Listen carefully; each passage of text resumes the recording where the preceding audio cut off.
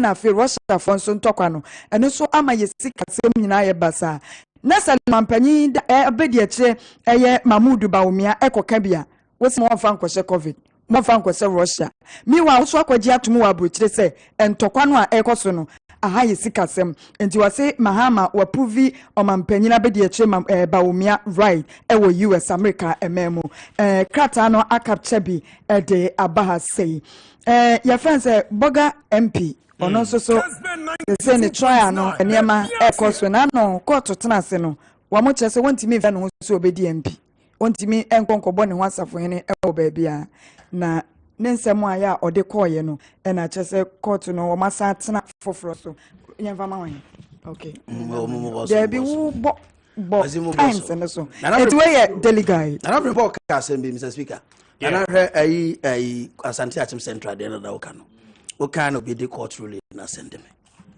omo de injunction to so restraining order na Judge Richardson George Amache Paul Ata Adakwa and Peter Edwasare sa party for 9 and omo de omo lawyer na Kofi Owusu Bate Esquire and omo de case na court na omo nsem nyina ne say Esquire no dia here say lawyer the lawyer there ya meka o me fantu jana say obi say Esquire na me fantu jana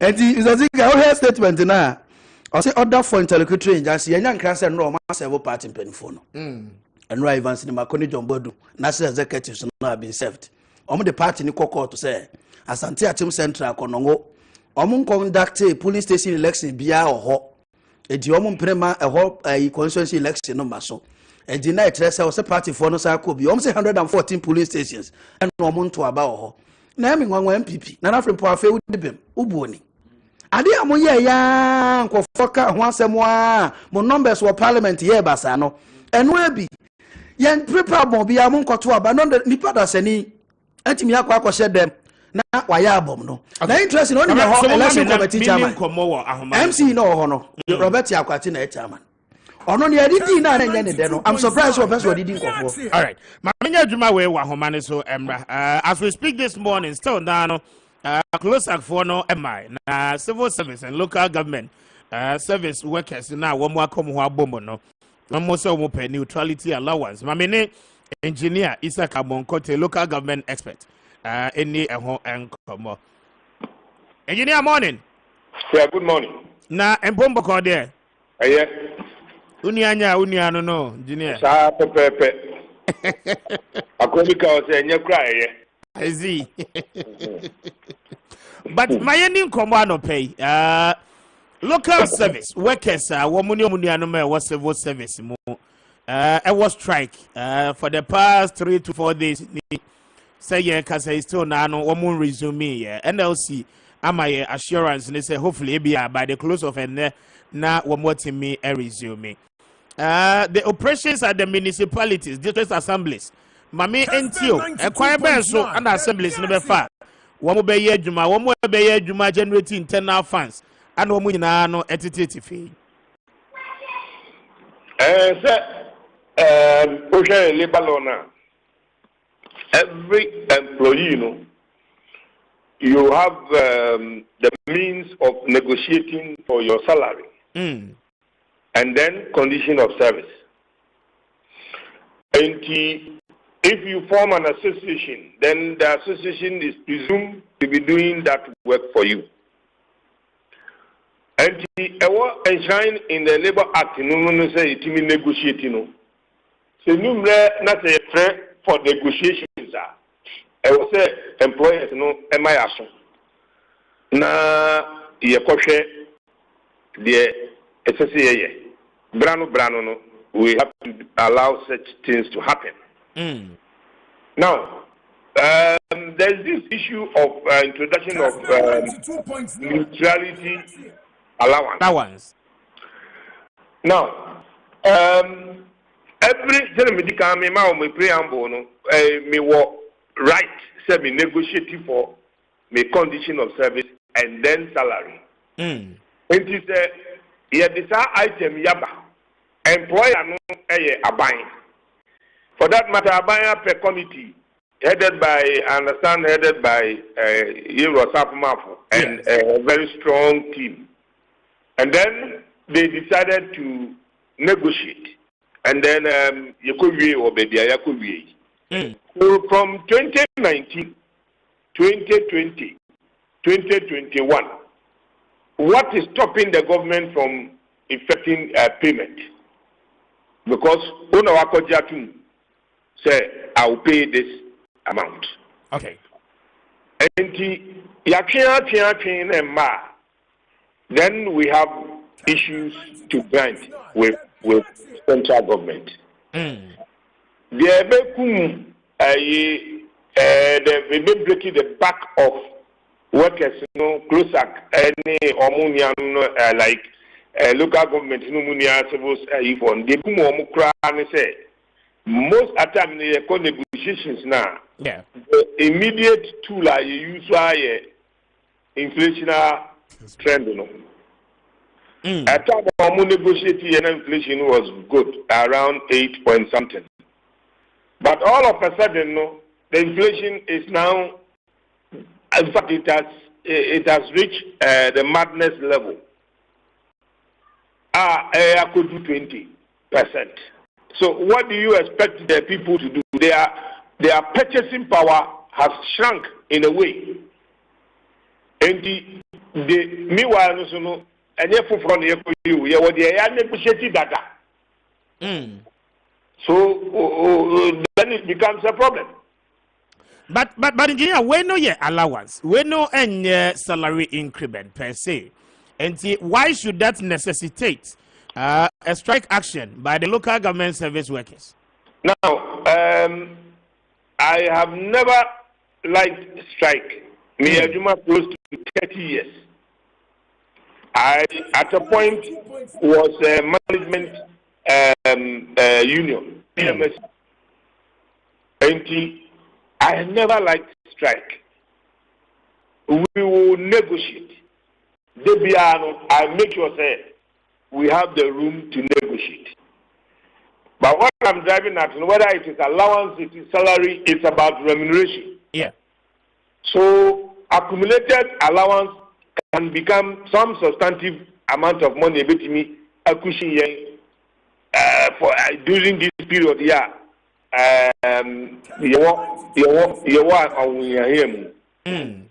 Because from 2019, 2020, 2021, say 5% of your basic and gross crana who accumulating, my friend, a substantive amount of money. So you can't tell me say allowance, no, we must go for it. No, what I'm saying is we know any substantive salary and kasa. When the allowance, a buying amma one the assurance a buying a bit here from January. From January to April, the Rebecca said Bosome. Why should that really trigger the actions as you say one more thing? Now leaving the work they are supposed to do no behind.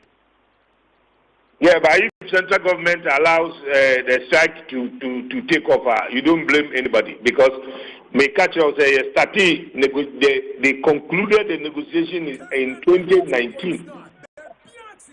So if they concluded in 2019, what happened the whole 2019? What happened like even in the middle of 2019? What happened in 2019 and 2020? Nothing happened. So you don't turn around.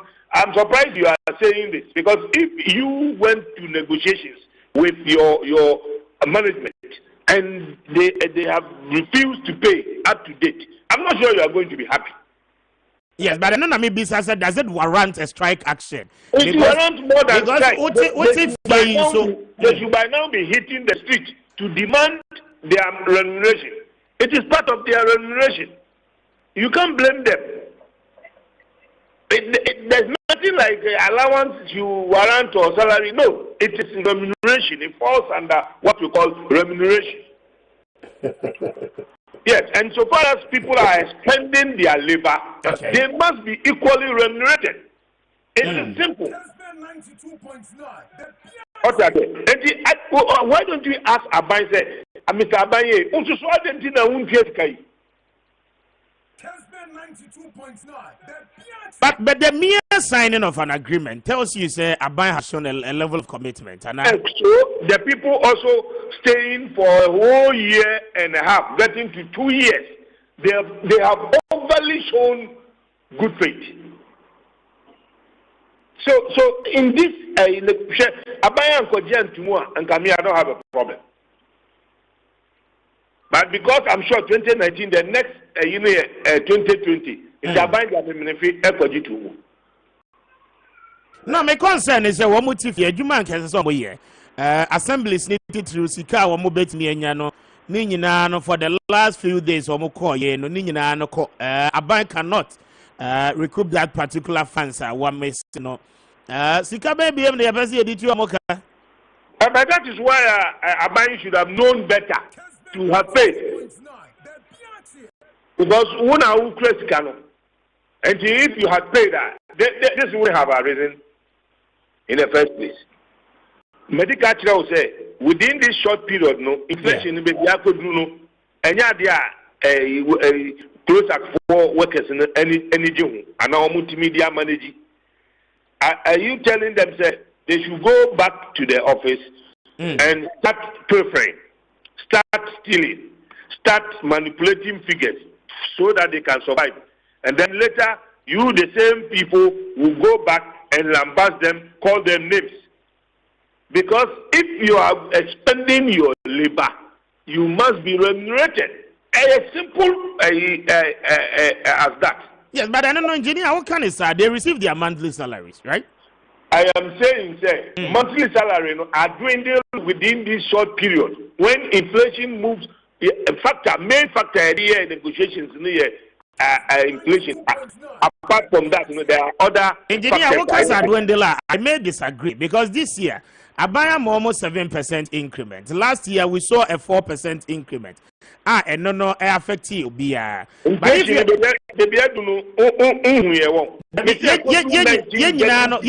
are affected. But if you are negotiating for allowances, I will free say a bit me about Jume dear. Should that allowance, whilst you are on the negotiation table, warrant a strike action? Are they being fair to the Republic in any ways? Well, you can say that, but they also need their money. As I told you earlier on, I have been a union leader at the management level. I never liked strike. I never supported strike.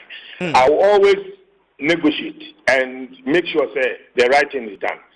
But of course, I didn't work under Abai because you hear sending Abai CTT workers now.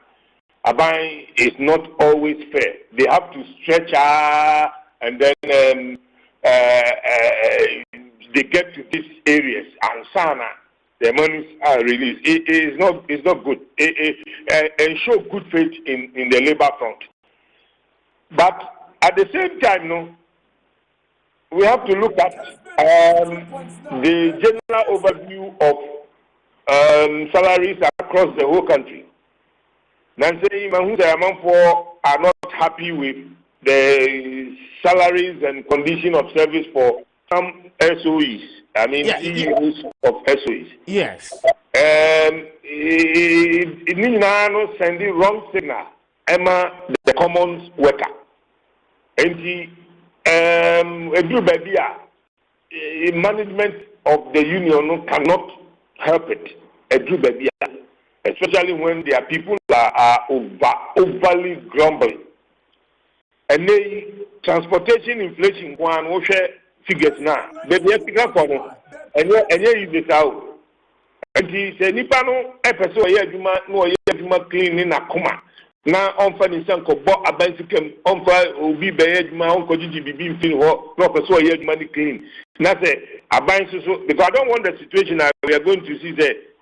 I buy pretend to be paying, and then the workers also pretend to be working. And no, we won't get the results. So what I say, and Yentimin can say salary is okay, in the allowances should be left somehow. No, it doesn't work like that. No, but that is not what I'm saying, though. But my members away. The term now, one kasa any rationale, one more day, a bargain for this allowance, neutrality allowance. Local government service workers, no, one more neutral to an extent. Say you betray one more for remaining neutral now. They are anticipating that they will be neutral as everybody is pushing. Not necessarily say they are neutral, but they are anticipating. And then, but if they are now anticipating there, then there is no need of the payment. And no, that one they've gone beyond that because somebody has gone to agree. I mean, during negotiations, somebody has accepted and signed communicate to that effect. It's finished. And we are not going to revisit the topic. No. In the law court, if you finish your argument and something come up, you are now going to tell the judge, say, I've forgotten this, so I'm coming back. No, it doesn't work like that. The negotiations, you go beyond that. So don't bring that aspect. Yes. They've gone beyond that. And somebody who is the employer agreed. Whether it is justified or not, somebody agreed. Unless you say no, the person who agreed didn't have the locus to be there, and let's revisit it. That's a different argument. So whether they are neutral or they intended to be neutral or they have been neutral long time ago is immaterial. No, it has to be considered because Ejuma Womo active partisan politics for which we are to pay them. Yenfa taxpayers' money, Emma Womo 20% of their basic salary. Now, question is, how neutral do we have within our local government service? And for a year, Juma Wohono, Womo neutral and Womo Yanisay, in which sense? Why should the state pay for that? Whoever did the negotiation on the part of central government, or I don't know what he saw, because I quite remember. Public admin level 600. Now, payment of RICS allowance or non-payment became a topic that you have to debate and write a paper. Now, Osha an argument this is a corner. Now, interesting because some people who were arguing say yes. We see the risk is there. The Juma will risk you have applied and you have been trained to work in that area. So why do we pay risk allowance? Ultimately, yes. But some people also say yes, the risk is there, and in anticipation, say we want this allowance. Now I am there. Because if you know there is risk, you need training, and if you have been given the necessary training, why do you put your hand there when you know there is risk? I see. And bringing it back to this issue, there are instances that the head of the assembly, is a political animal. You know that. Yes. He has been appointed by the president. Yes. Now he comes up with a program that is politically motivated. Now, you as a civil servant working under him, you might not support it, but because your boss, and what the topic in Abano, you are being compelled to play the political game alongside the project and the program. Meanwhile, the office is saying you have to be neutral. What do you do? And they are saying they want to be neutral as maximum as they can.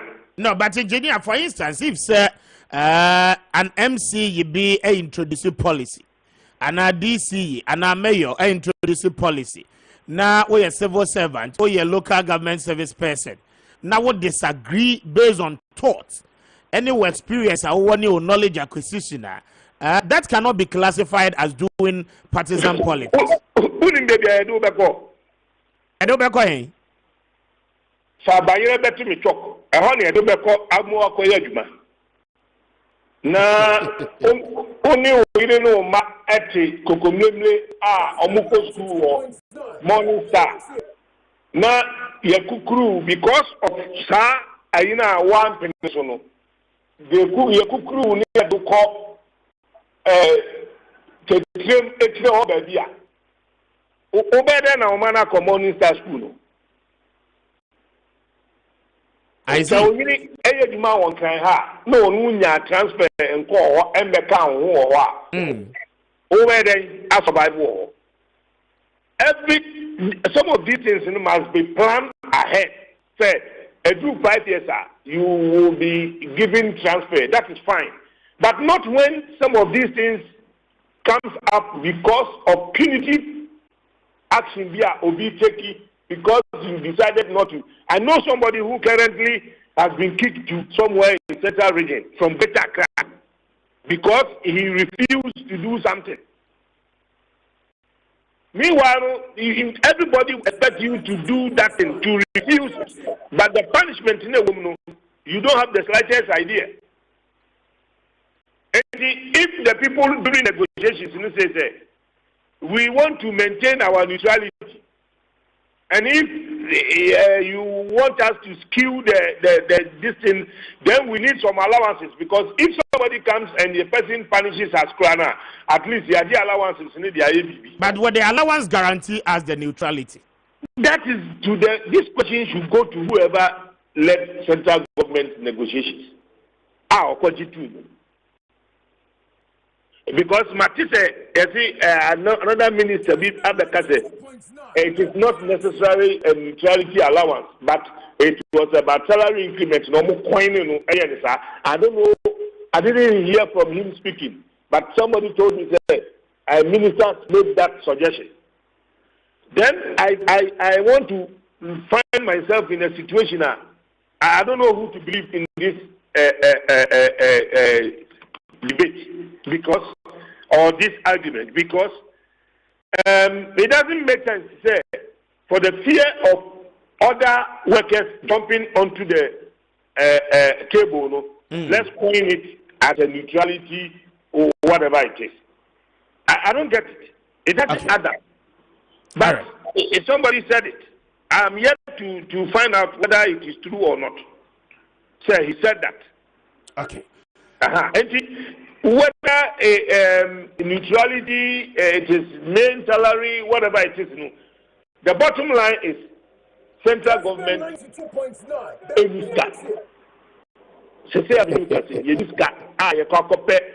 extra expenditure at the company. All right.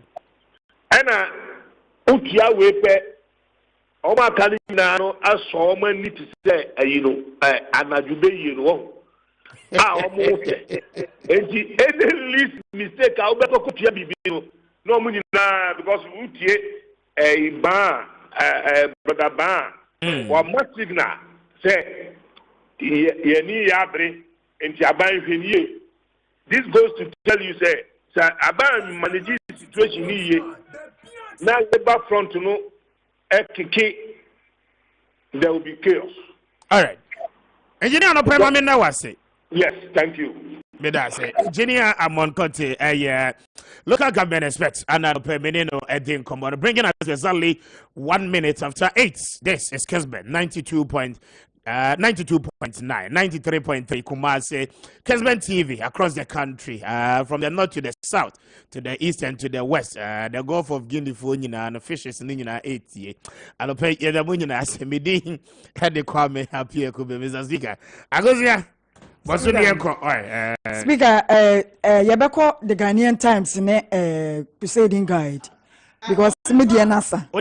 Yeah. I was a boy no sooner. Mamma for the crusading guide and so and twaso na kata ni muhano ya de yera Alan Kojo Chiramatena fe Dr. Alhaji Baumia o mampani abeye chire mfonyini na abeto anmo na komia say MPP amanyoku no the best bet pa no e sha nipa mi nu yera Alan Chiramaten na Dr. Alhaji Baumia womo ana wo se de womo kona sa MPP pese 2024 about womo di nkunimu a sa nipa mienu ana eso womo de womo kona. The question is why ana be di animu na why na be ya be di ekire eno no eyase bisa ye bisa ye ho afei ase harum so no wode aba no say wono mo pese dum so be ba no enya de be ye adwuma kura na aban no ana ase swafo a wo hwa hode ne nso ensamo adensisi abu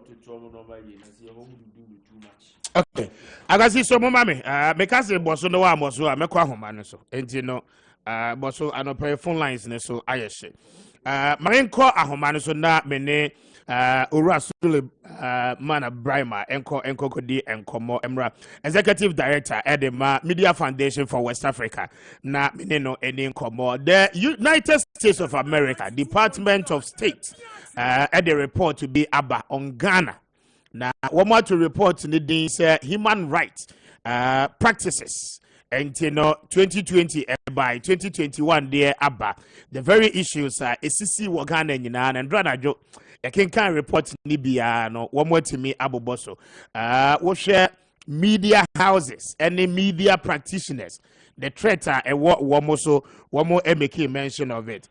Mr. Abraham Automeka, good morning. Good morning. Pachona Mpomboko there. I'm not doing your Erade de yem kwache adope ye ho ye pa. Yeah, that's it. So say adope waje so. Now me follow our Twitter handle. Na Andra me who say one make a tweet on a year the US Department of State or more reporter one more day aba just a quick one na minkan wo tweet no enfama na yento aso eni enkomo na afei yenhwe report ni mu ankasa na yemisa se e de buy ma minkan tweet and I was sending here I say significant human rights issues included credible report of serious restrictions on free expression and media, including violence and threats of violence against journalists and unjustified arrests or prosecutions of journalists. U.S. State Department HR reports on Ghana for 2021. So reporting ma yeni hunkomo obi be bisa say how credible is this and what foundation are the premise and findings given out of a juma womo a year. Well, that's the answer. Senya, you no, Asibiano, U.S. Umu Department here, Umu Eshe, among for fan who did some so human rights, some so no, Asibiano, Umu report to Umu de Tuja, what near Umu, Mama Hodwa, we are seeing now. Senya, you know. Of course, U.S. your maya, ebanu sikasemu, ebanu se, ahwadimu se military wise, ebanu intelligence ni adiye ni na anwa. Mse U.S. ni na ubiabeja tu se omune number 1. Afi se wushe se omaya ye timu krano se wushe U.S. embassy. Edaya wumwe si wa krano. Mse echen ya yankasampo ya presidential palace no. Jubilee House no.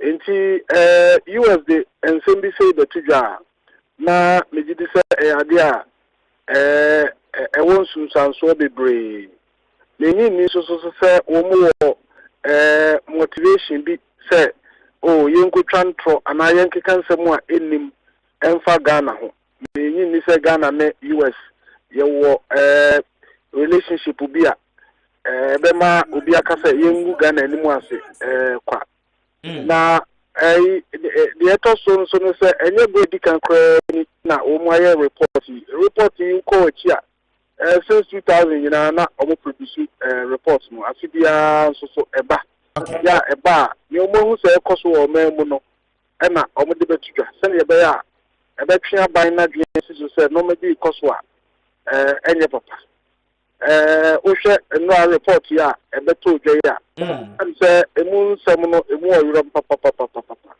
afi senya da bia yemu bika no omaya ya timu no tumu bia embassies no ne ade na mo ha no information kra wo munya no kra ya kasa kra security agencies no kra go kra wo munya American embassy wa yi wo mo FBI for wo mo military attaches wo mo intelligence officers wo mo You don't want to go out to maybe a woman crowns of the car, you're crying. It's all said, woman, if you have a security, I don't think Maria, if you get me a number of medicine about the cow. Into no near Koso or my mamma who in my idea, or when you did, papa.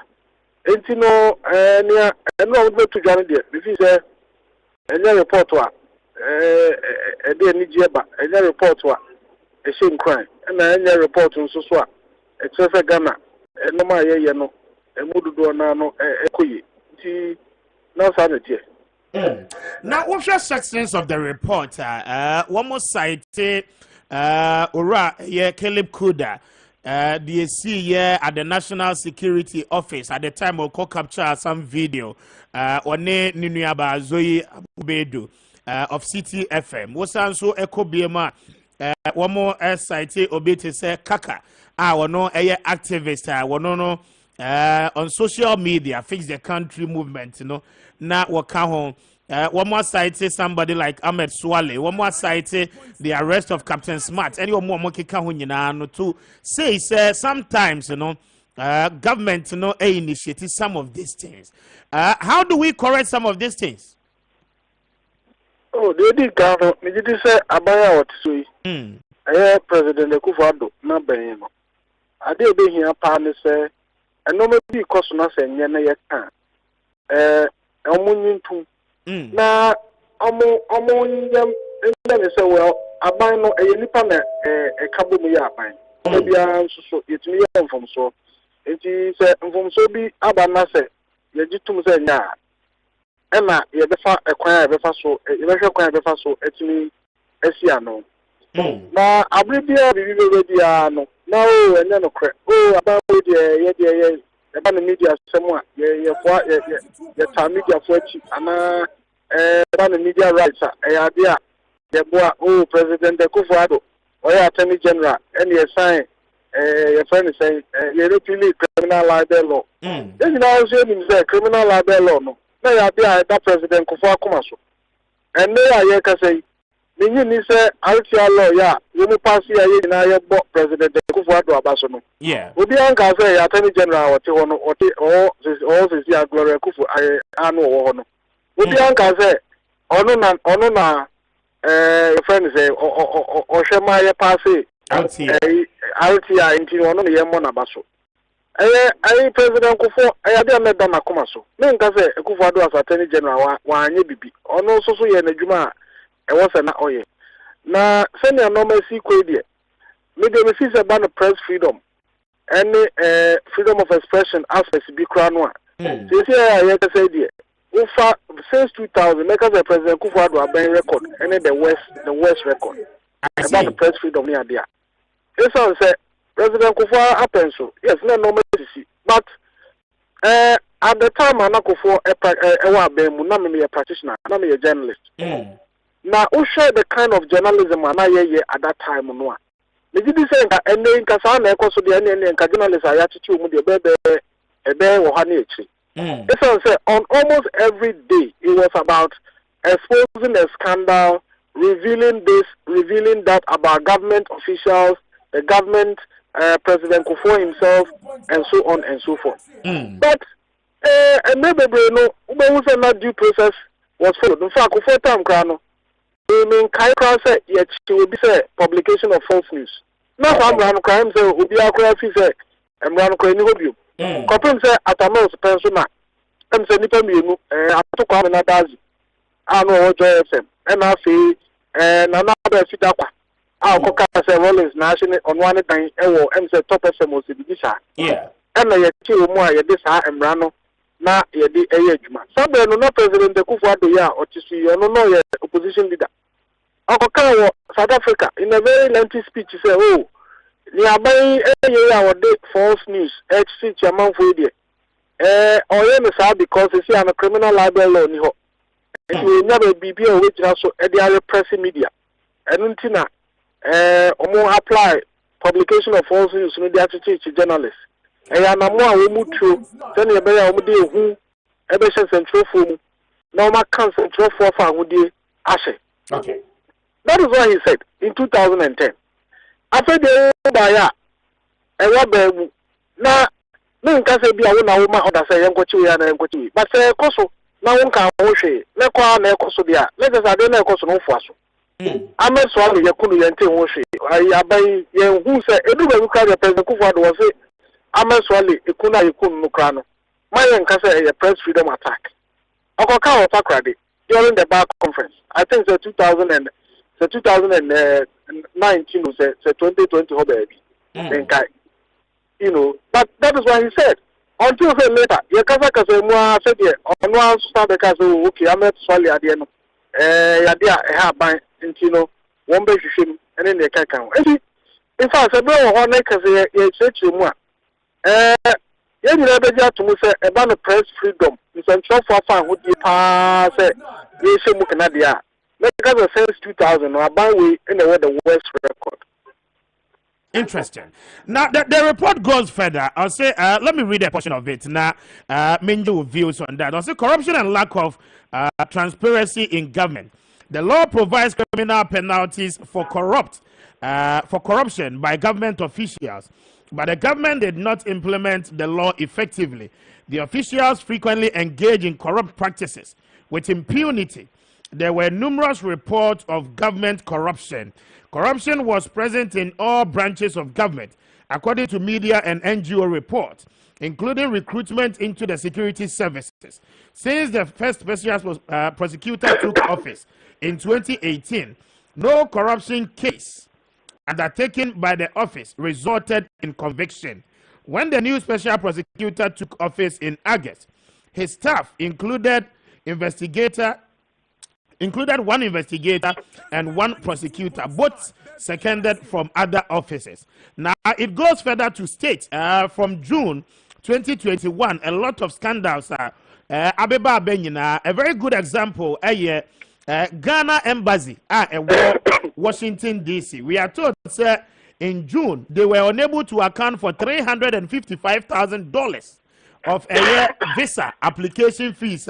Wamoji the United States. And then no embassy no entity account. And then several other scandals are one more cited for corruptible practices. Mamintio on this, as you tweeted yesterday. Well, is it Ubia or Muna or Becano Creno? Ebeja to say, Adia Bakwa edu omeyina ema omeyin koso akonechi corruption na sani amidi nkan kaye no abeye o ti akonya su gunyaka corruption tom so ye dey fight corruption ye dey corruption dey fight pa and so Transparency International Index ebe bia no na be bia no no enche say ye fight corruption. In fact the evidence so much say o fa no Transparency International Corruption Perception Index. We share Mahama the performance and Mahama Wabemu performance and not any crown. And only a kufu the best. And no, Mahama was so not can't issues of corruption. And indeed, President Mahama Wabemu will be no follow me or Tiano. And for different break, I name Kasam so there was a Namona Moya Mahama Fisto. Mo promote to say MPP Mrabe Muna de na de kaka ho. Ani na ne say na no be mo man na ko na nim de mo man na enya nkoso na ye kan wan say. Eni ye ko so mama penso no. The corner na ko so in some cases ground worse. But okokoka ne fight corruption. Abai ba President Kufuor be di akonwa yi mfie num nie. Enti fie num no aban ni pebia nye adea enka yede ne bekwa gina court na ya prosecute no ya convict no ana eze ne se fa de ade ne em se angel sana President Kufuor wa keke mu abomu odomu adwuma no enti no corruption no de obi enim se ade a ekoso ebi no no ma site no $355,000 of the same visa fee. Yes. Yeah, Washington D.C. Yeah, embassy wo. Omo dis kan na so man timi account for. No, enti no more bi na be fa sika no. and now you will be the first can aban no nim nipa e prosecute no ana a friend say locally auditor general's report afia e be dey the person nkrofobi e dream o man ni sika ye dey afa kwamboni bi so ene ade enti numu ni no ye nya obi a ye dey make akogina court no ebi na sem e dey na kotum say we dey aban sika ana wo dey aban sika afa kwamboni bi so ana eme bi a be bia no betie na ye say president say wa say ye hwehwem at the end of the day no abeka say hwehwem no bibia mem ti akla nipa no eme ko du ba bi kra de na ebi mu kra de keka say presidency na be clearing agent any ade enti no me fi say eba no say ye kwatia corruption ye katahyehye ne ade enso a aban omo no ho modern kra tania na president ama penso esitie ya ye nyina ye kutia no a na efi say ebia aban yi ba aban foforo bom media akonya ya enoma be koyie no amza de kro no wa na yeda sutim kwesi ko na ejina nkwantia eno ne ewo mu. I say, and see, we'll share the entire report and any component. Will we say, sir, it truly reflects what is currently happening in our republic, and for which reason, as I said, government agencies are only responsible for some of these issues cited by the report. You know, yabeshe na yedi wejuma. So about the report, no, yes, the corruption aspect, the press freedom, normal. In fact, who is the executive summary no crowd omuka baby say there are credible reports, credible, and I'm emphasizing the word credible reports to say there have been extrajudicial killings me abie. Yes.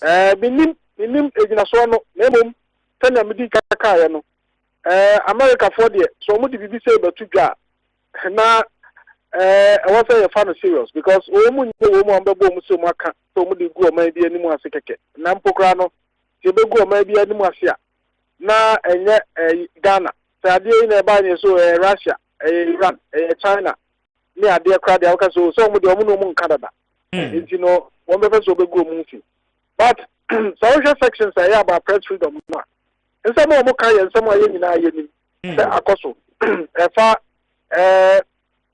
efa atichira yes ndrofo on causing public causing friends fear and panic, publication of false news you know tantamount to causing fear and panic so bi akotro omampani yire ho asem na fanya no kora ene omampani yire on fa no kokoto e sa na mra no se na ukotutu mu ana akofa sa law ya ekoda ba bi ya president Kufuor 2010 onu aka say aban na akwa hwehwe you know cardboard no mu akwa koyi law bi a ahehwa obi amfa nya adwuma mfuturo abon and wa pepa mfuturo no nyina na afi de odi adwuma na eno na ekoso since 2000 since president Kufuor panso aban bi en ho a wode sa causing fear and panic law ya adwuma more than president Kufuor do aban adai ni wa musumu krose mu koya na mu repeal criminal libel law the repeal criminal libel law no ya de yese ba say because one year the publication of false news no and what they adwuma na in fact edu ba bi kra de David Tamaklo one che no say publishing false news and the report no site and also ebe o mo che no na ni nya so ane say o martin wu say o ba be publishing news bi about mama bia our council of state and until no ko che no and he was arrested for publication of false news and no nyam publishing yempo adenti na wo say enoma say ekoso and also tin na me fi say o hwe nsentro adwuma no say sie ya akoye me say who say critical reporting bia ba ye hu ane say aban sign we aban ko twa homamu aban so obeye we aban so obeye say ni akọta na radio so na wo so time aso time aso edru we time we da bi obi time no na da wa da no ma me time ke bi sa na to be sa president Kufuor so na you know investigative journalism ya dey ekoso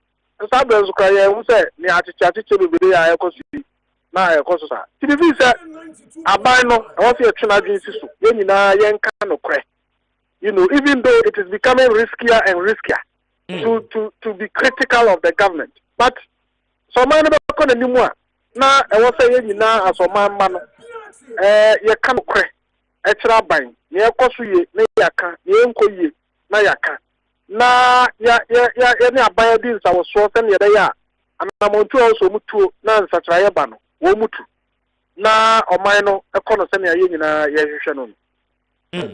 But very last one, not Menewo and Fancy. Do we also agree, sir?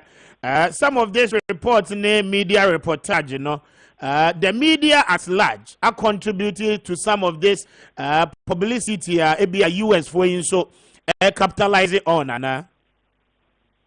Oh, certainly.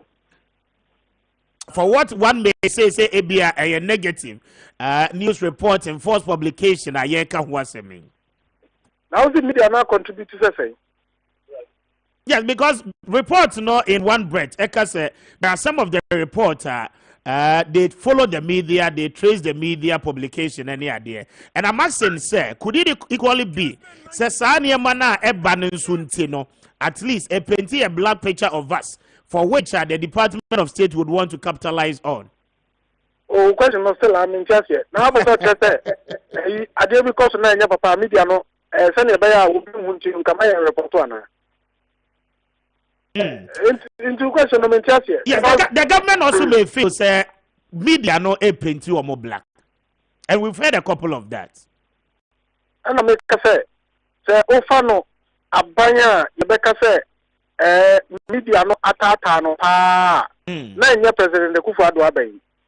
Esen say Ushe Kufuor time na Ufa media houses America so we mu de as we mu ta NDC echi na Radio Gold edi akotene na tatem newspapers ya we mu ebo aban no echi the Palava, Daily Democrat, the Lens enum ne even Satam Krana the Insight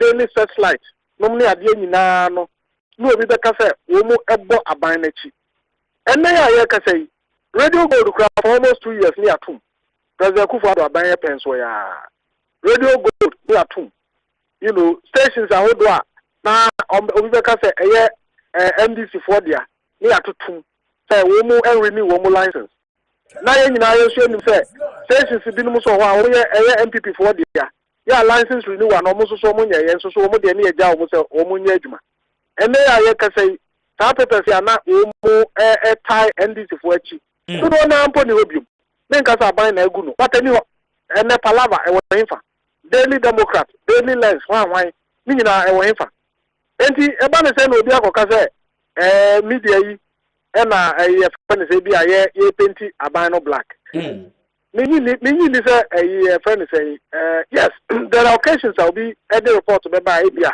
oh eni nyina so any ade but in the democracy those things e dey see esia no say what so be ni pa no court na na court e also no national media commissioner na na media commission ya mame Rebecca Ekufuado asem ya bobie ansa ko kan ya enu nti ye de a police for court share no so on studio we ebe wi asia asem no national media commission ana media commission aba be ka say oh ye hwehwe mu no nipa na o kan asem no oni nyina so bia enti ni station no empacho station no agi atum se be pacho enti ebe na ye nyesa na ye tam a police for na tro ni ade na de akogina station no so na ya che no ye kire ba bia power wo ana se de ebe no sa egu o manani ase oye individual at the end of the day me tiwe na me nti kra say obi akoka ya ma me Rebecca Kufuor ho asem opem say ye che no ene ye nyina na de na course na de na course police for the two just say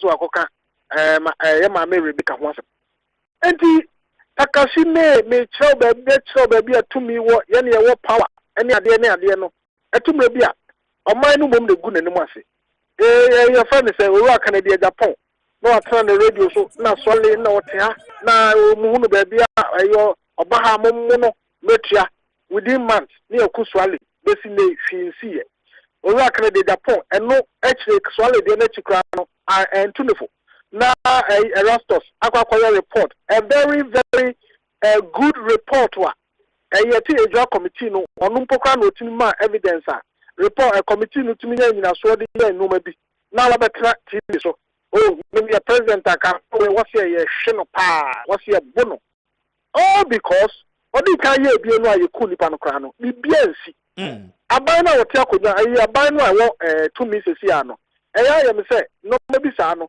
eba so won fo so kra won fa ho enti no me yi ni say ne ekoso ni de say ansa say ntu ho na mo a eya de ebebo an wo se sha say tu ho na mo pa ye betu ho na mo so de na wo se nyina ye ka no kre ye nyina ye nya kokodo ne ye de ka no kre wo be kan ye be ka say wo ye NDC ni no say my president Mahama na kana say no dey dead goat asem because NDC apenso Mahama apenso ye mu bi wo ho a ye na omo de ye say ye MPP for ne ade no ni nyina hankosi aga enti enye nne na obi be ka say me NDC ni a eno no e ba be pusu me ba bia ye hia ne say ye be ka no kre mo am wo media mu no mo mfa mo media no na mo nka no kre ya e be bo man no mo aban ya ade anya mo nya kokodo na mo nka se ne be ye be bo man no then ko ba say as a baby na ye wada nsam no na say kataso mu aso ne ade e ba ne sa o man no nko yi aye nyina ne ho ba kire yi daache ye ma ne ade na o mo ho ba kire wo mu ti wo me nka no kre e kira aban na o tia konya so afoforo ba na ne yekoso no sa na ekoso a ye nkoso nka no kre se ne be ya o man no be konani all right so let mama na wasi ano pay ni wadaje. Okay. And Suleiman Brima, Executive Director at the Media Foundation for West Africa, and Menino Edin Komono. This is Kessben 92.9, 28 minutes after 8. Kumase and in Patamo. This is Kessben 93.3. Kessben TV across the country, and Anope Yenewo Edi and Komono. I was here, na Yenko. Adishima ma yasama mwatena sina ye kodwaso na ya chire mo ade papa yewi anade aka ye de ato aso amamu adwuma ye ko bi de abase omo penkrofo ene omo aye adwuma na yiwasum ye bia na abodin krata ekura wono wawie junior high school anase wawie ntuaso suku eye senior high school ana ebia na wakọ wanim kakra ukura diploma anase HND ana degree ubenya adwuma aye tieniye ubenya adwuma aye na aketua ho nsam ne de ekoyie se eduru ba bia den kura ye bema ba bia wudi wuti ebeto enti wani gye ho na wo pa adwuma ya sesi a chro number we na efre na ginchire mu eye 0540 594 604 0540 594 604 number ne ba kon so ye 0540 594-604. I think say the same number no friend na ejinchire mu na onso obenya adwumaye yankan for grace gift eba enfama wo e won mu de yedura na chese yapomuden no ejina na so pa se ba ma wuni ahwo fenis kakra nyeto pe wompem enti sa wuti we eno so bo wa nko a wo ba wiase be ye den Dr. Grace Boadu sebra na beje aduru eya haban o ahaban enso de ma wa begina wo na so ti se wo oba bi a na mu yade bi ha wo nti ama confidence wompem ekofom ka ho ne ko grace gift eba obema waduru ti se wo nso so a woni wukunu mo pa wo ti se oba be ma mo pesa mo wo ntafo a mo ko grace gift eba na mo ne nkoto nchia ye ka ne se ye no ebi a na twere eda wo de hie bi so ana wa ankasa yare bi abegya wo so bese mfie be num achi ne ye se yare na do be ko nananom wonse do a ko grace gift heba na omma wa bibiduro wase ade age se jimi anasa achacha no de wote ho haban yenyeye na no dancha yare bi ebodin wo Ghana ha no grace gift heba wo aduro pa ya bi enkrabata miensa Kumasi Oshim School Junction Barikese kwan so ya bi ba konso wa bua akoforidua ya bengawo for station no ena enkranfo ba bi e ho fe ba ko ayetimitine ya pom aye new Achimota Petroleum Bungalow on Family Life International School Eden Mstre ubetimi afre 0244 126 123 woni Dr. Grace Boadu enkasa afi ye kafo nsu papa na ma me say ensu bo ma no wie kra na obofono na nyama na purified drinking water ensu ne mu odan kasa ya sheda di nuo afra aye ena FDA fo ankasa tested so ni be mu se ensu ne kama enom de stamp wetim so ye serve wa yi ase apontu obia wa ankasa tobi ne kogufie nanom efisa wo papa me den papa enom nsu bia keke Mana purified drinking water and so crudgy wooding and no ye won't cry her and so Ghana ha baby I will talk rubia with Shabiano your best supply be Eddie amount for number way 05 and I say 0240 5234 0240-523420. When a man purify drinking water and penning for and Cassasia, I fay multi credit savings and loans to say, me fan to and himself, na he fan I will save ye. Ya nan what's in Crawford do sick janano. Now one fan got two multi credit, ye buy ye in fear dunumi and senny, and so be ye want some bonenkai. A the phone I want to swear anymore. If you say a person cat say a quabemono, a multi credit for and a bema be. Now as some done say, what's your group loans? Nan say ye can who bomb bese enum ensia enkono so ba wo mo be ma ye besia wasum ebejo wonim se multi credit kase mu e wo bantema na so Ghana ha ba bia multi credit nkrobata e wo for number we 0244 176901 wonim multi credit nkasa ye kanfo ba bia wo beda wasum bejo a e ye Fosua Hotel ye wo 4th floor as the house Kumasi Adum 24/7 laundry services juma. Rooms in serene environment of Francasa. Make for Eddie amount and security tight. Ubet me a friend 03220 37382 one Fosua Hotel Kodaho. Na wakata bedia dance service speaker crocodile no with dear dances away come. Ankasa ultimate fashion in the furniture city any make am food the man say Berman shatter the papa nye shirt bi a show access a draw Ghana map we try you hu di aye and na ukuso nko abehye polo shirt bi we see ba kwa na jean ho atade na nko yi one to quality one to papa ko ultimate fashion ne koto atade papa ye won koda ntade wo ho fe mema mpaboa ma ye ntade ye de ko engagement ni asore ebi wo ho ya the furniture city na ka won se bodam frifie fi se wadu samba wa bontina wo kono ye wura dem ne ho nkoyi improper fashion enkoyi bo modern ase ubeko Kumasi Adum Wesley Methodist ya ben eye Wesley Methodist no friend 0209 136 733 when yen emo enkomo afi Kessben travel and tour dear say you do one more akwantu won hye nyina wo mo beboan ye kan say ya wo pese wo tu kwan wo hia futu abra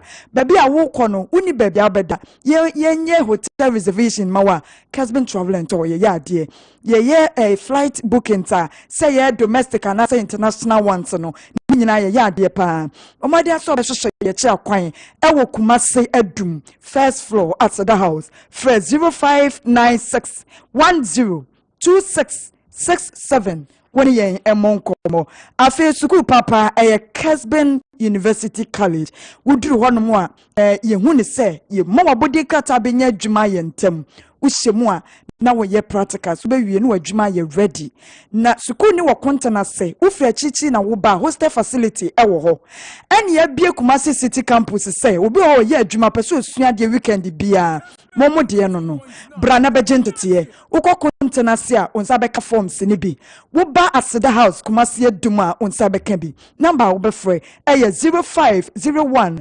637383 fena eji entremu na se die votes no ba papa what say Kessben Maakye yankonkoje abasobo na Kwame Appiah Kubi Mr. Speaker na nkoje mfamra ye hian se Focus Media app no ubetimi a download bi eno ansa wo phone so ko App Store and as a Play Store na wa download do Focus app no na ada wo be wa adwen se o vote more Emma Mr. Speaker wo be dial star 800 star we are no about 400 hash na wo didi na ba wa send pia gumsa na ye be kwa kwagikruwa no adiaba I am memenda na we say vote na ba ase akakitikiti man pon na bi but the Australia callers ne frey you know Woman say, Obio, Untimento. Omoko upon this one, they were Ben. Ontimi. Na ya church na bebrebe. The and is Nana Mao. Okay. What will person would to be no. Now the Momo Nafa number. Number near say. On one Casabeto. Number near say. Mentor Mao. Because say will be Timin Tunas will be or papa say or but Wama Mrs. Speaker. I'm Wakwaji Kru and media Besia say nay and so Yakase and Yame Koye Maye Kessben marching Yakwaji awarded Yaba. Nasa Nipani Timin Todia, not just say and Yama Bim Koye. Oh, it's Nanama number Nebrana, I feel Yamubo near Fanfaro. And now I'm out from first canon emphasis. Why are there? It's your free number. Many bidium pa. Miss number no any a 0548 391354. Ebi kwase me chetre no. Mami can say 0548 3913 54 and 52 and I'm 144 0548 391352. Mesro, so what number no correct and quite start first kind of foul. Na yem vote, be vote, do I would the baby, I would jiga for more. Fafa number no 0548 391352. Fafa my yem vote, Mr. Speaker. Na Yankoje Award, Mr. Speaker. I go there. Mary no. Ah, that. Yeah. Nana the chance. I know I'm decided. And you wait the assemble group up.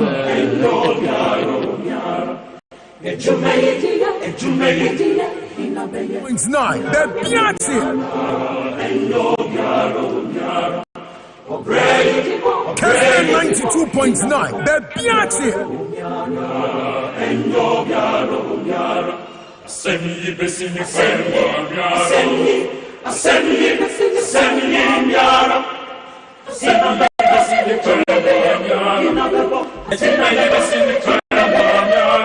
I was here dancing 38 minutes after 8, and this is Kessben 92.9. In case you just joined us, we are live on 93.3. It's a pleasure coming up this morning. Because I'm number one. So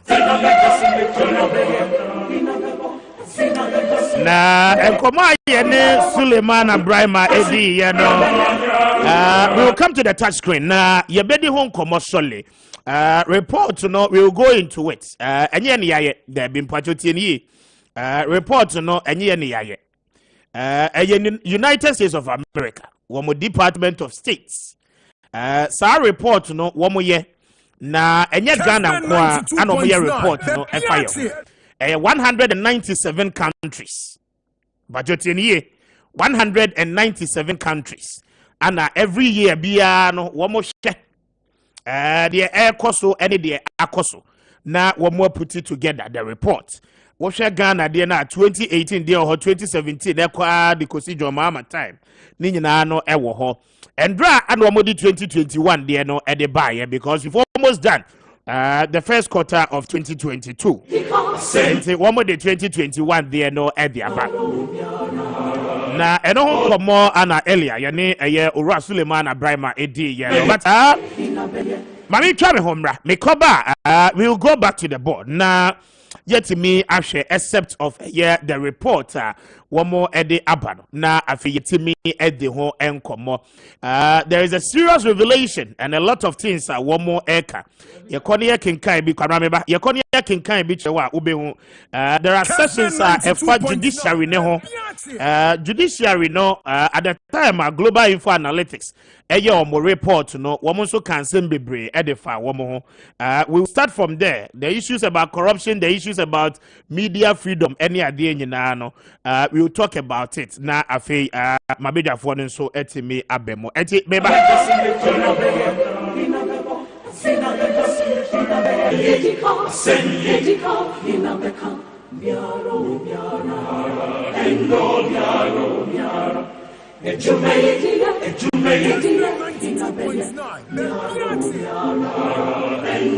Kessben 92.9.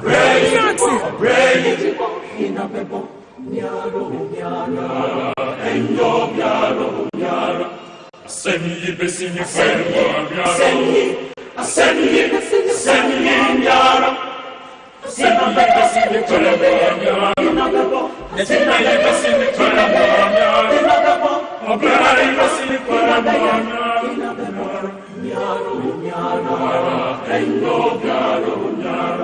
Semi besini ferwa Semi yara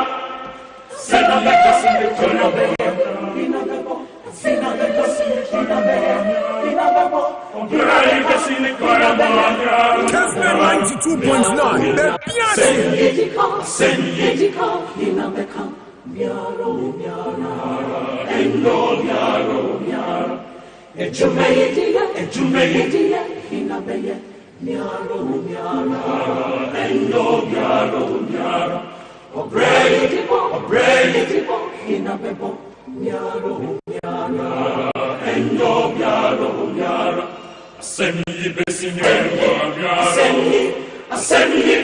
Semi yara Semi besini ferwa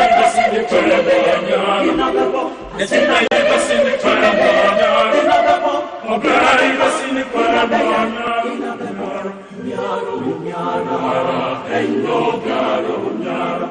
Semi besini ferwa Semi yara Abia from Port Lee Canopy, good morning. Mr. Speaker.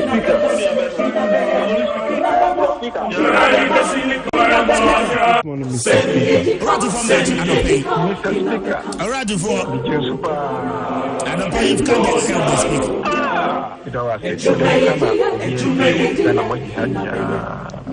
Yeah, Mr. Speaker. Mr. Speaker, back next year,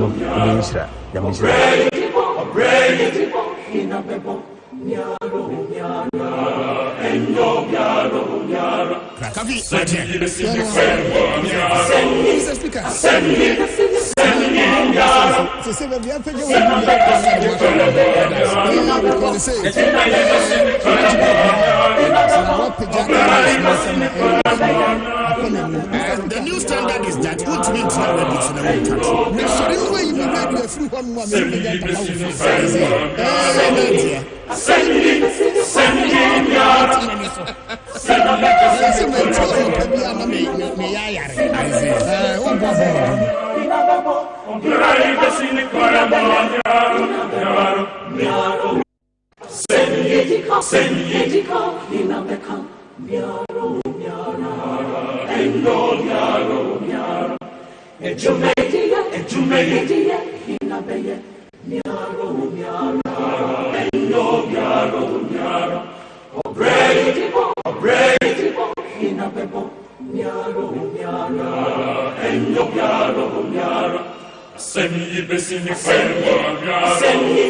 Semi besini ferwa Obrari besini ferwa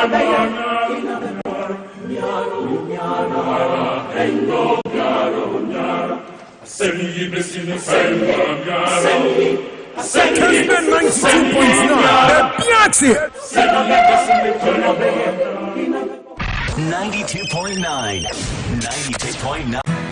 Yesu ane irasio obia woni duma odidi bo ahoman wokwana ni kosi na fo wa yuku ni chechere ne ma obia na ni koso ni ja obreti ni kupodo fo eja wo mu ankuni maba agurana na yiri kwa ba akasa no makasa frenchim obia na no awobo ajo asana na ho febia woni bono so awira cheche wokwane ne bane na sene ne ba ejo no bi no anta bi eja wo mu anamidi asem. On Kessben FM across the country, more share no paying in more share live on Kessben TV. We are live on our social media handles, official handles on Facebook, Kessben TV, and our face so Kessben FM 92.9. Now what the messages in Eddie Afaho Eddie Abba. Yabagi break yakin kai Eddie Abba. We are dealing with just a section of the report, quick one. Na afei ochine nyame ya adom na ye ba ekwa kosi fiada no de aka ni nyina no na yeteme e de atoa so bi wi a kwabena ene na afei report ziga so ebebemu na afe yetimi edi nkombo no ebebemu a ebema akwan na wonso watimi afre na wadwentre bi a Kessben 92.9 the Maakye. We are grateful you could join us this morning. I don't pay na yentimi sa exercise no. Now first of all, the United States Department omo report now womo de abano. I've told you say womo ya report no 197 countries na womo chere section by section a lot of things say oman mani nyina no etimi eho the latest development womo ni NGOs ekasa womo ni womo embassy a ewo kroni mu nso edi enkomo. Then again many of the issues are media and so a report no womo ankasa womo wo ekwan a womo fa so a womo edi womo juma 2020 dear ebaye 2021 dear aba aropay endra and 2021 dear no etimi ebaye and we're going to deal with except of it now yetimi anywho edi enkomo ye we our consensus no ye be kan ni nyina so edi ama etibacho mumfa introduction no the active summary of the report no any kai emfanto so mabacho really so enti yenya intended na yentimi emma kwabena ene ekoko yentimi embrem kwabena ene eye na so posiga with that so facha me na omutimi embrem okay enti this is it enti Ghana 2021 Human Rights Report, the executive summary, pages of the report. Offer report to be all the pages of Moatrono, a 900-page document, and but they give you the executive summary in snapshot. Now, what's a very good impression of their report. Let's go through it a little bit with the executive summary. Now, you're breaking it down. As Ghana is a constitutional democracy with a strong presidency and unicameral 275 seats of parliament. Presidential and parliamentary elections conducted in December 2020 were generally peaceful, although there were isolated incidents of violence during the voting and vote count, resulting in as many as 8 deaths. And Timpacho, very important, resulting in as many as 8 deaths. Whether or not they've captured, say 2020, Abatua Yekoe in December, no, at the end of it, generally, observers say Abatua no echo ye, but they've cited, say, Nipa Enwoche and Etimi Estre Womunkwa. 8 deaths, some by security forces, a very important point to as well note. See, Nkofo ewu ye no ebi wo ho a wo mu wo ne bae as a result of the security forces ni bi eye. Domestic and international observers assessed elections to be transparent. Domestic and international observers assessed the elections in its entirety to be very transparent and then inclusive as well as credible for that matter. And so in overall no report here episode say one more domestic observers, including Kodeo, media for any interested parties. One more observe the 2020 elections. At the end of the elections, you declared by the Electoral Commission. They all came to a conclusion. So one, about 20 na emuda hopefe. It was all inclusive. Political parties to participate in the general election, and as well, it was very credible. A election na you bet me akase papa even though there were certain isolated incidents here, but you bet me aje abatuo ni sunsu anso ni nyina atomu say abatuo na ye to ye in 2020 no na eye enti no esese ye share ho nso. The Ghana Police Service under the Ministry of Interior is responsible for maintaining law and order. However, the military, which report to the Ministry of Defense, continue to participate in law enforcement activities in a supportive role, such as by protecting critical infrastructure and by enforcing measures to combat the COVID-19. And one more statement categorically, say the Ministry of Interior, any Ghana Police Service, the protect it, okay? Nipankwa ana so ejapade bebra ye wo mine mu. At certain point in time, the Ministry of Defense and the Ghana Armed Forces, the military, and so ebemu to provide support to be able to ensure say saa nneɛma na ye ni nyinaa no yebetimi ahwɛ se yebɛbɔ ban na etimi aboa yɛn. Now the military economy came in because of the COVID-19 measures. Said yebɛyɛ strictly no measures are yɛde to akwan mu ansa na yɛkɔ abatoɔ no so no yebetimi ɛde ayɛ adwuma. The National Intelligence Bureau handles cases considered critical to state national security and answers directly to the Ministry of National Security. Civilian authorities generally maintain effective control over security forces. There were credible reports that members of the security forces committed some abuses. Okay, and I presume sir, they are quoting from a lot of reportage from the Ghanaian media.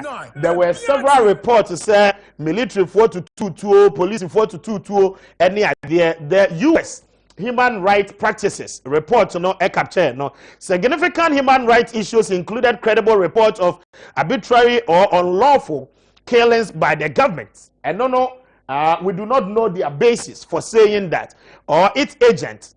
Cases of cruel, inhumane, and degrading treatment or punishment by the government or on behalf of the government, harsh and then life-threatening prison conditions, arbitrary arrest or detention, serious violence against journalists. And one more aspect in this particular aspect. And Ubehu say underlying word, for what they are saying in all these phrases, we do not have the rationale here. One more making that assertion against journalists and unjustified arrest and prosecution of journalists. Okay, substantial interference with freedom of assembly, serious government corruption, lack of investigation of and accountability for gender-based violence, including but not limited to domestic or intimate partner violence, crimes involving violence or threat of violence, threatening persons with disabilities, crimes involving violence or threats of violence targeting lesbians, gays, bisexuals, transgender, queer, intersex, any de kika ho nyina. Enti one more can say except of the reporter, there are issues of human rights violation. Human rights violation no e be a domestic violence. Obani bema womo awari omutiti fie womo ebo omoyeremo any ade.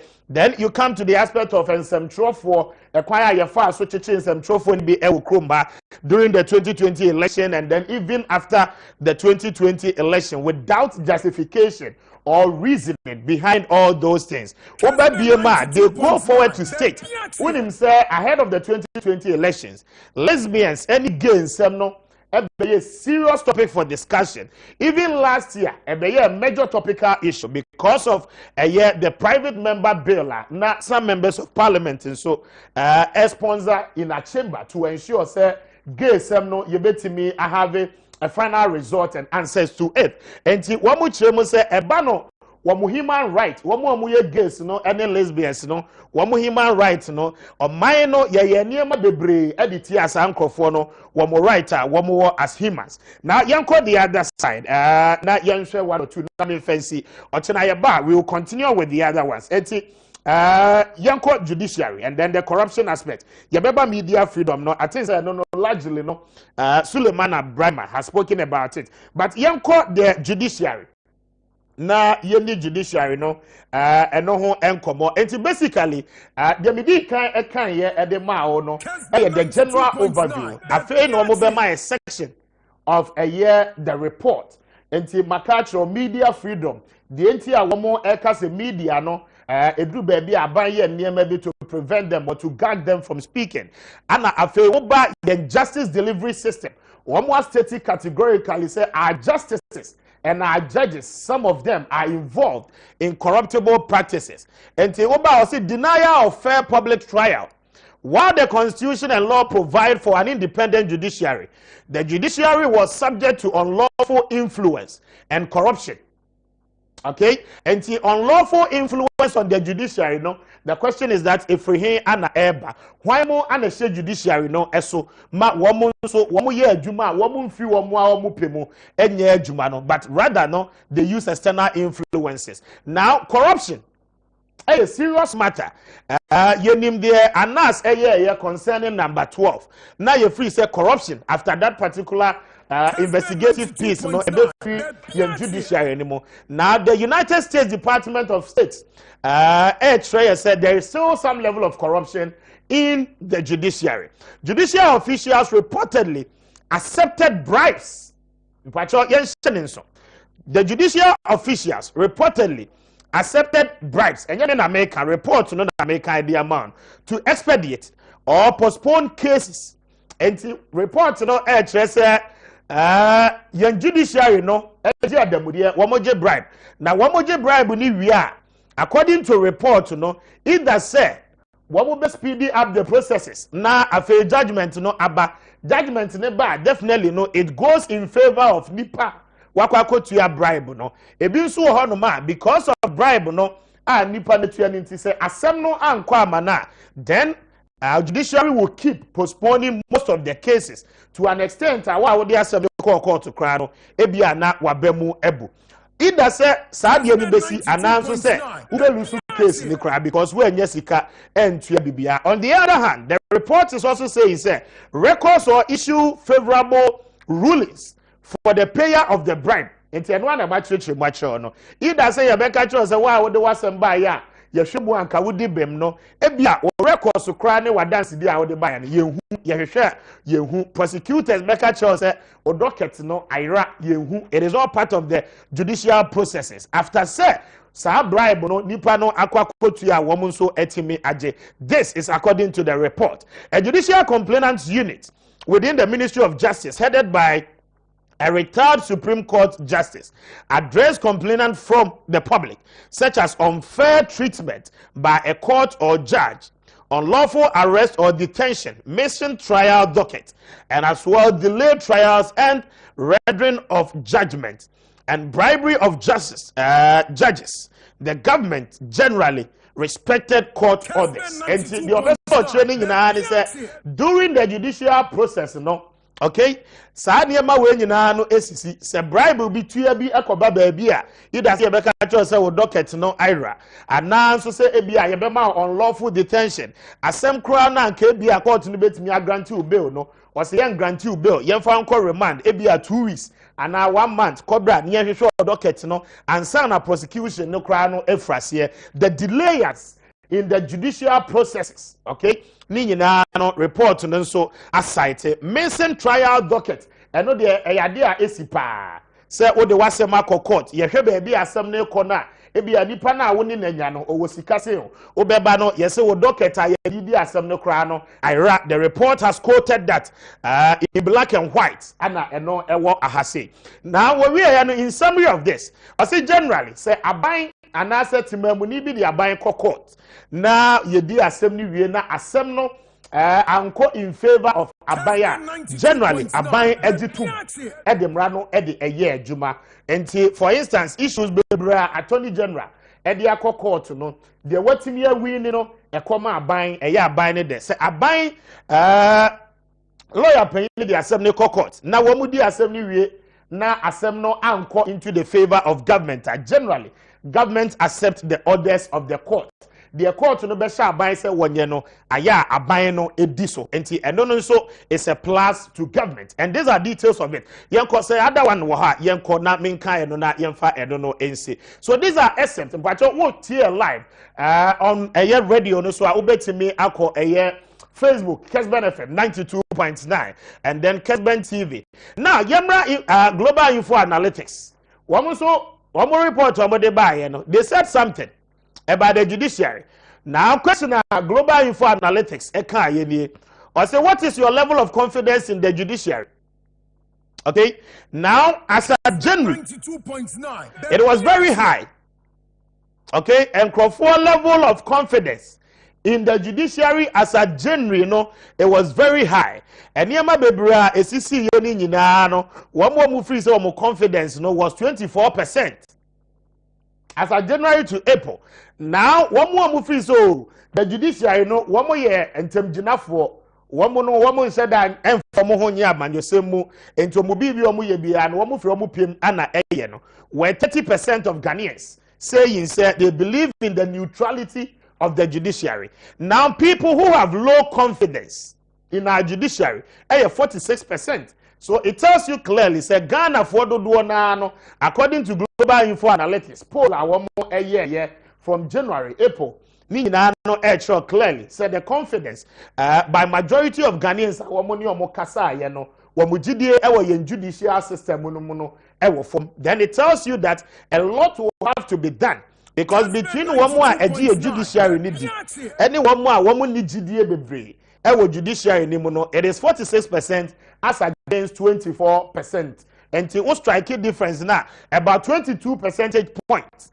A believe we say they do not have the trust and they believe in the judiciary. And that is it. And we compare. Basically, you can say, sir, a little bit of what the United States department, what they compare the Global Info Analytics, then it comes back to the same situation. The perception is that one more believe and Crawford Jitu judiciary nemono edru baby a keta ni proyenti ama atentene ne ho nsem no edru baby a ewo form, and that is how come we are recording low confidence, the highest of its figures in terms of our judiciary. And that is it. Now we have dealt with it. Now corruption, just a quick one, but more highlighted corruption there no emame. Now it is only 2 minutes after 9. This is Kessben, but join your live on Facebook na yenewo any enkomono na ma wo messages no embra kwabena so na mintie no. At least we have done except of the report na mintie no ewo ho na memra na na frempon zigas. So these are except of the report. Yes. From Global Info Analytics. Wamo dia wamo kai per the bar chart ye de to so no. And then compared to the United States for one more report on human rights practices. One more about our judiciary. Into a quick one. Now, Zigambre Mansani are corruption. Yes. Mr. Speaker. Yes. United States of America. Eda Obakasana Mansana Makabino. Medinka, me preamble Medinka Yanese. And they are your work near a friend or diplomatic global challenges. That has to do with Russia. That has to do with China. Has to do with USA. And desire report or matre and statement ni be your matre and the reality on the ground so no. I will say obi a ohwe bia hwe me no. I may not know 2021 near based on their making. Omo a report na dwen ewu mu a. Omo kan sem bi ho a e no kre because yet a grow my name. But some bi wo mu a now me share almost statement be say corruption no especially is based on what the media and some NGOs reported. And now omukotu data be institution be here with respect to government commitment of fighting corruption. And omu establishes about 62% of Ghanaians enya resimu abemu so be kwati aketa shene proye and omu kekan ba ya. And you know ya meme preamble say if you ask my tumia prayer and necessary Russia na down for ne China. E di omude sanse to no so no China and Russia and India. Asian countries so they think it home. And obia na down for. And I mean no know say bi kura US omu interest bi wa ban mu ha. And be omu nyanya enti. They have to write some things. But going forward. Now, yamra issues in so. About corruption Mr. Speaker, everybody who say Omar Kambako say special prosecutor by even though prosecutor or some investigator but we don't prosecute you obia. But no me expectation on be special prosecutor aka 2022 say wa company cases bi aguwa waka obesha ase na odi court. MC we have say about corruption ho. Eba nipa who election 2020 Mr. Speaker me no nyina ye nimsem especially Tachimai. Near course where your two barrier there was a collapse so mumra bonti o mama full remo supporters be call attack electoral commission security persons no could do ho you should go back almost here and call and okofa sa we are e buy but me metena ka say not again as o mine no say esu be frame na 2024 Sarah who same way any can say ABC you ne odimonyam for Suleiman Abrahama Kasai na press freedom ho okasembi na shashe no na emede but obewie na sem ono ebu obi ata ho no osan ketia ono ane ho the party bi de say yen central for kan sem tia obi a eni kwanse e ma state security ekwatata omo mejitum metiase but ozaka bi ka ho say national media commission hwehwe mu no omo se ne media house no kan nya no kre nti omo pacha onti no de ojitum se ne kwaso ano no says Anna Zulema Brahma Ekadia, not as a minizigati, yet dear Kwame. You let me try to Obiso. Na some media commission go him and no cry. Na Pacho and now say Nipanoja to open the tomb. Yes, we are not being fair to your listeners. We are not being fair to the country. We are not being fair to young Kasayo because Entrocha and Nipanuati radio so Casimo him saying no credit. No ne ma dwekwa na we tirima that time no the cast asem no e dia say obi reputation e kwa me na obebi ya no obu o se ba bia ya say wakodro no yensan kodro asem te sentakra sentakra na bomu ne hu ehweti a e difficult so be san dia back the Abraham fee say nipa no tra se kan ye no no de so woka o de agu obi te say first lady hu fi enti no ya national media commission be mu nya dance enti so mo ko patch enti no na writing dia Maakye for the best judges. Yes. We are media practitioners. Yes. The ethics of journalism actually was defamation. Okay. You bet me sue for defamation. What's na radio no so eka bibi efa will be home. The work cannot any right. Yeah. Nipa na asem no efa no ho no. With the every right say obit me yes.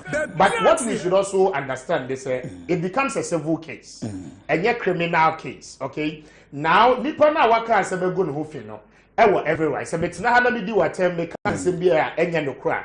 You can even demand for the tape from the station. Na baby a person dey call what dey evidence to buttress point what person will make it. But the question again is that why do we have to allow the state to come in?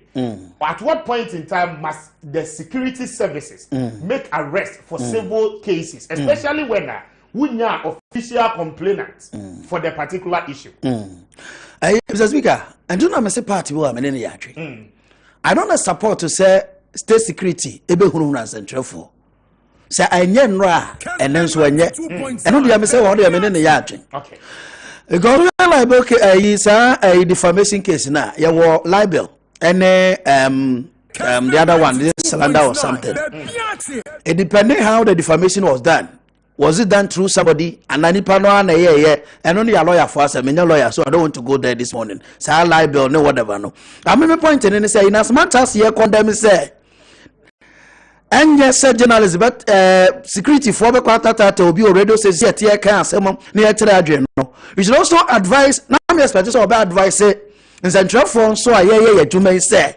We should also try to be fair and sometimes professional in so no information video one somehow the baba no depending on sending a agency no also your check or fact. So the journalist now entitled to microphone. It doesn't mean say transia so the speaker. Said I was seeing Kessben TV so no ya me fepa. And just said deliberately said I got to kwa semi speaker. Na me ko say no. Did na make say state security you so harass journalists no many go home. Na me expect Suleiman Abraham be ka say. Say twefo bi so a deliberately ya said that any simple ni fo bi so. Oh yan say ziga. Yan mun animas yan ka no. Number so kan no ka ho so that the statement be balance. But they will see be no. Uti na uti look as if say I one sided. Didn't me say right all the time. All the time. Okay. So woman the woman bone na wodi na tire no na wo makopa chew na wo to baby. E do point bi a obi ntro twa ba ko problem betimi akoso country no. Look at Rwanda. Your school is here on history, sir. Two sine Huti for or so say we are going to kill Manusis cockroaches within two tribes. Any problems at the buy. And your honor na me yentino. Omo say omo be independent communicators. Especially sometimes omo comment, they should try now omo manage balance. I feel back to corruption. Report say omo bisa Ghana for police the corruption and okay. I was dealing with the judiciary. judiciary ne Mr. Speaker, judiciary ne de judiciary no hono o share anas report anas adwuma okoye as investigative journalist anas nsem okọ o ma ne babonten from 2018 eba number 12 na eba ye no everyone no ma judge for na ehwe na no mofo where somebody money din because I na some to the extent say obi ade wagina nyankopon ni nipa ntem say utimi bua tan say yemfo obi nkotuma feball na utimi ba lower say obi so obema o girl nti na ukobu case ne de tia obi where the lady will come to room na be na say sabio and is obi dili cocaine ana obi ye boni bi sabi na obetimi de oba ne ho fa brel na watimi ne no atwempra keke no wagyae no a serious so obi betimi age aponche looking at announce number 12 obi betimi age bayire emo nomne serviceka na I oma yesa a problem but no bebedu point we see no me sure said there be a lot of changes oma ye buy kure you omadi e dey say wo mu a na wo hwe but Mr. Speaker we should also forget say human institution okay nipa ehun adwumaye enti no ajaje for no de afutuo no so omo atu omo fo say baby omo gina no sabi did from my lord let us asase so yankopo free ho a omo na wo ho enti omo na so omo hwe omo ye na corruption percept o de enu maziga mbem ne area en corruption minti ono so na remember so na yeah Mr. Speaker no o ye adwuma o ye adwuma pa yankopo enso nka ho ye do ase kwame ye do ase pa eyi dedika ma me establish sadio say journalist who mistaken say we have false publication and yes civil case is a criminal case. It is not a civil case because it is being captured in a Criminal Offences Act false publication which is 185. So since the 185 talks about false publication, you understand, and the 185 is a Criminal Offences Act. You see, the reason why I deal with say confusing about the king, the word king. I'm a two for before say on your king, before say on your king, and that's how you say. When you read the Chieftaincy Act, somewhere says that there shall be Asantehene and other paramount chiefs. You understand? But since say Sadiana omo highlight Asantehene no, people think that Ebia or two for a king and other paramount chiefs. But since line on the BJ, a shared Chieftaincy Act in the Mutino, and a man go for said you a chief. So the BJ. Now, Mr. Speaker, I condemn how the Rambo style Yadekoye Kwabra Bubianza. Honestly speaking, LKE, the American artists say, LKE, because they have made us to understand, say media personnel be and a journalist be a divinity fee say LKE. The only thing that you can do is to arrange the person before court to answer questions. That is all. So in the Rambo style, now you militarize the place, you the security and services personnel alcohol na you do who shanko formunu sa no mano. I think say no there and but you see Ora Suleiman Ibrahim the communication between the media and especially the politicians and Ghanaians. I think say on pejamu kakra. On pejamu kakra fi say chamana Ura Professor Kwame Kakari, executive director. Ne say no CC communicate. You understand? Ura Kakari will quote articles and we are no catch media and say this is your level. You cannot go beyond here because my work a lot of platforms are me ya engage Ura Professor Kwame Kakari the bi obekasa okasa o stay between the media and the citizens. You understand? So the hit media no we ya de ne tia media no obeka and now we ya de ne say tia the citizen na na say twaye to the leader and also so obeka. You see, journalists are not exempted from the Criminal Offences Act. You understand? In as much as we did the section 4 of the National Media Commission Act, talks about the independence of the journalist. So the BJ say yet to control or direct the journalist, you know. And also soon say ye journalist, you know, and I say broadcast journalist, we don't have the limit, or we don't have your friend say baby I see you pretty edu. So the BJ no issue at Kwame Appiah and he be a president, and I like it.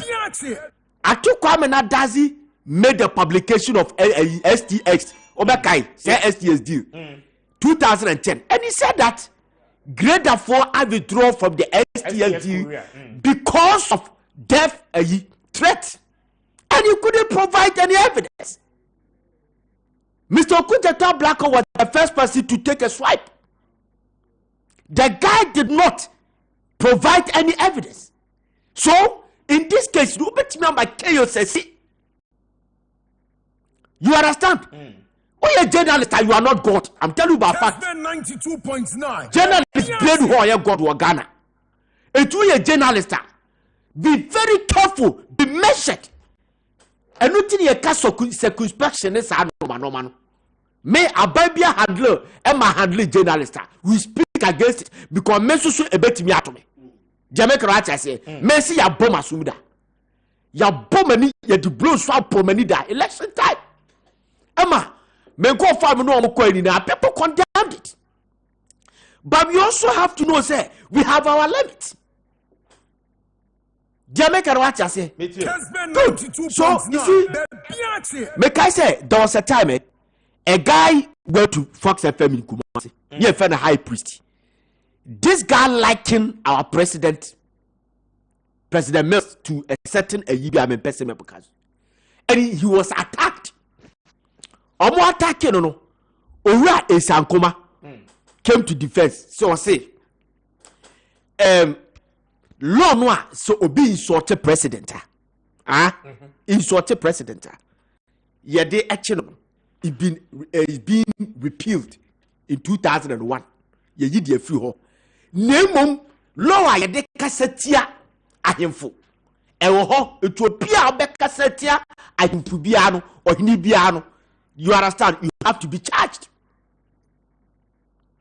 We have people, journalists, insulting people enough to be their fathers, their uncles, their mothers, and chiefs and kings in this country. Kessben 92.9. And Media Foundation for West Africa.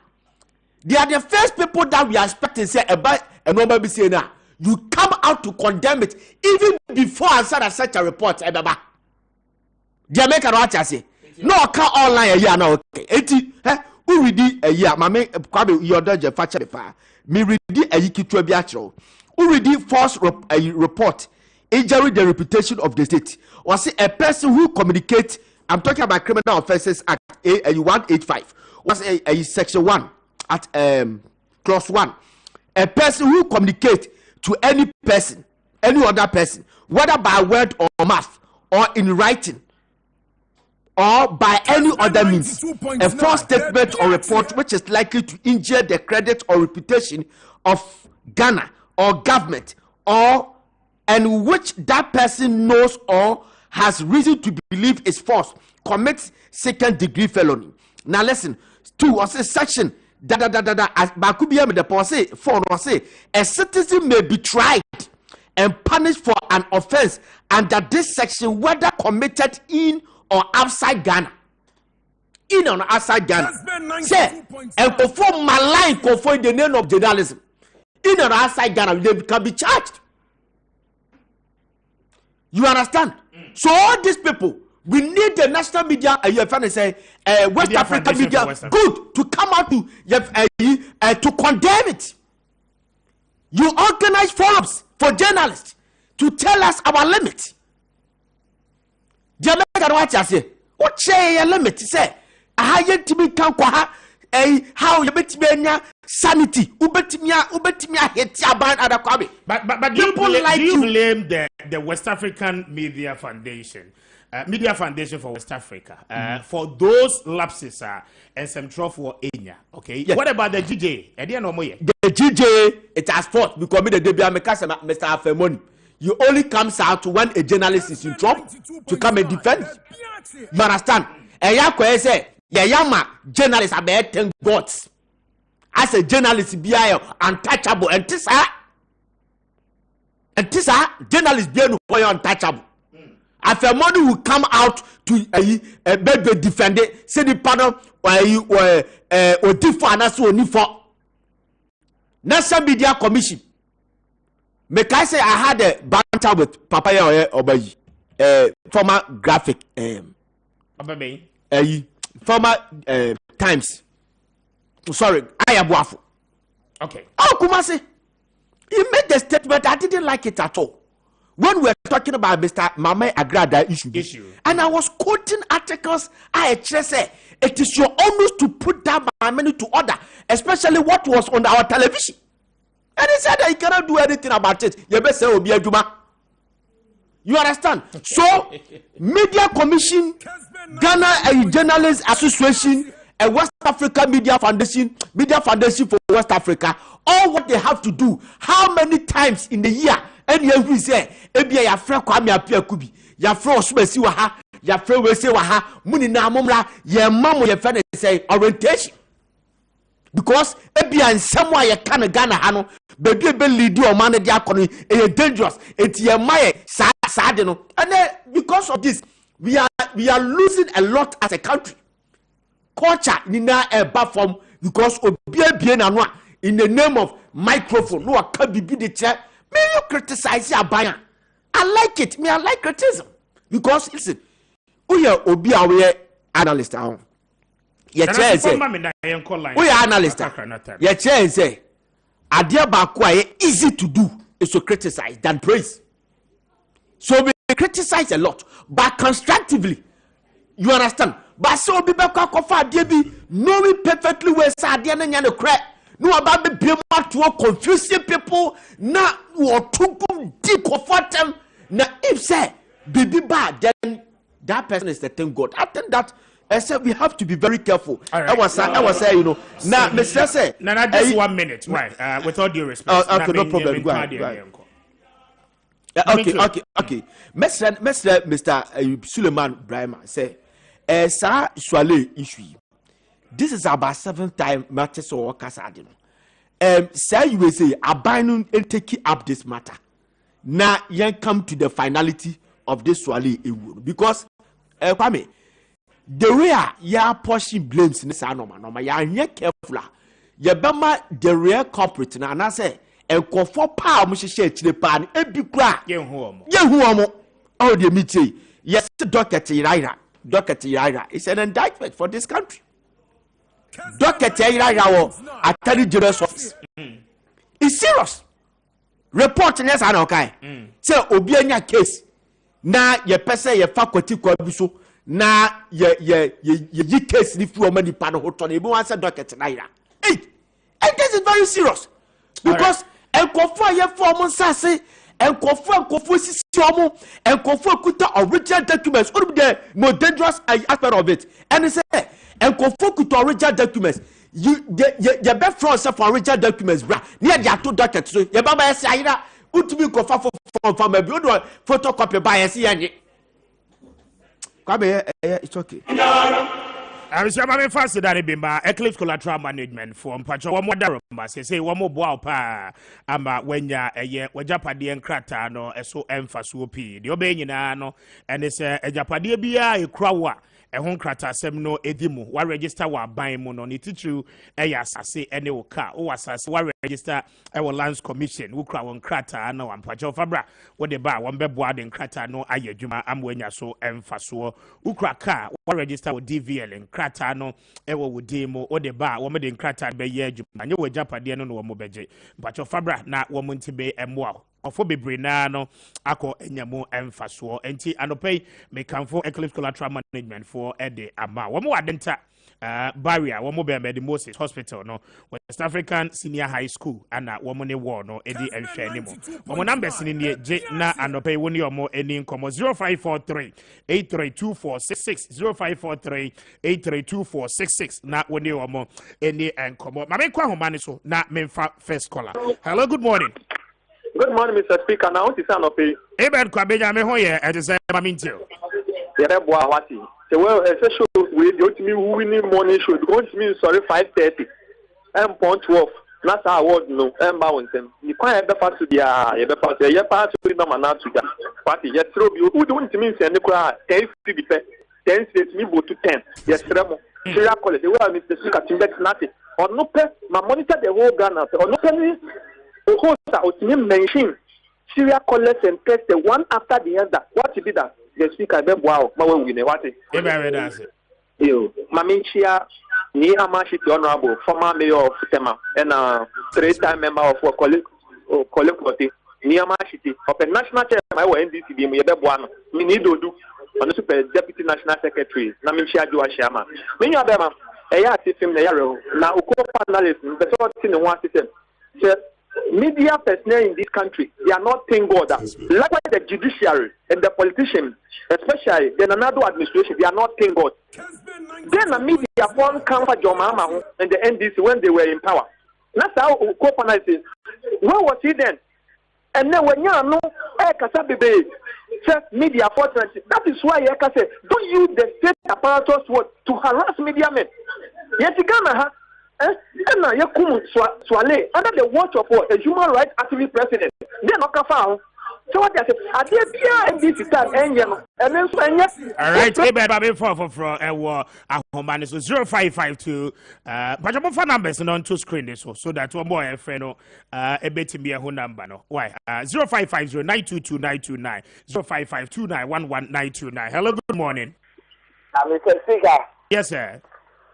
Mr. Speaker, Iko as a man can say, Maminti. Mr. Speaker, Nakupo should have said, one mammy, a queen, say, Mintra Martin discussing and we discussing and the poet, a fight journalists and some any my course organ and Nakupo should have and obey your constituency, your communication director, Benjamin Yamwa, the do be an Nakupo Shan and Nejuma Ba or Yema and this your communication team, Ewa West Akiman. The Riga. Usha is my echo way, union journalists and some ye car reporter career.